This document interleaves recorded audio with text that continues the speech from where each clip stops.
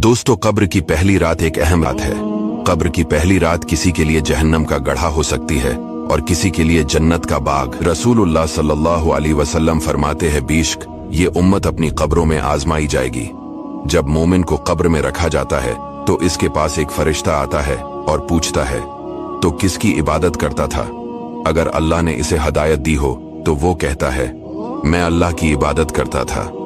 फिर पूछा जाता है, तो उस शख्सियत के बारे में क्या कहा करता था? वो कहता है, ये अल्लाह के बंदे और रसूल हैं। बस इसके बाद उससे कुछ नहीं पूछा जाता और इसे इसके जहन्नमी घर की तरफ ले जाया जाता है और कहा जाता है, ये जहन्नम में तेरा ठिकाना था, लेकिन अल्लाह ने तुझ पर रहम फरमाकर तुझे बचाया और इसकी जगह तुझे जन्नती घर अता फरमा दिया है। वो कहता है, मुझे छोड़ दो कि मैं अपने घर जाऊं ताकि अपने घर वालों को ये खुशखबरी सुनाऊं। इससे कहा जाता है, तुम यहीं ठहरे रहो। जब काफिर को कब्र में रखा दिया जाता है तो इसके पास एक फरिश्ता आकर उसे झड़कता है और कहता है, तो किसकी इबादत करता था? वो कहता है, मैं नहीं जानता।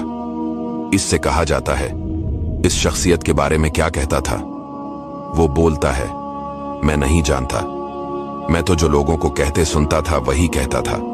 चुनांचा फरिश्ते इसे लोहे के हथौड़े से दोनों कानों के दरमियान एक ज़र्ब मारते हैं, जिससे वो ऐसी चीख मारता है जिसे जिन और इंसान के सिवा तमाम मखलूक सुनती है। दोस्तों, इस दुनिया में हमारे आने का मकसद है कि अल्लाह ताला की इबादत करे, अच्छे अच्छे काम करे, न कि हम अपनी जिंदगी को गुनाहों में सर्फ कर दे।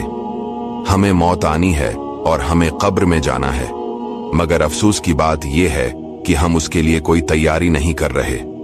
हमारे पास साथ में जाने के लिए कुछ भी नहीं है, लेकिन हमारे पास वक्त है, हमारे पास सेहत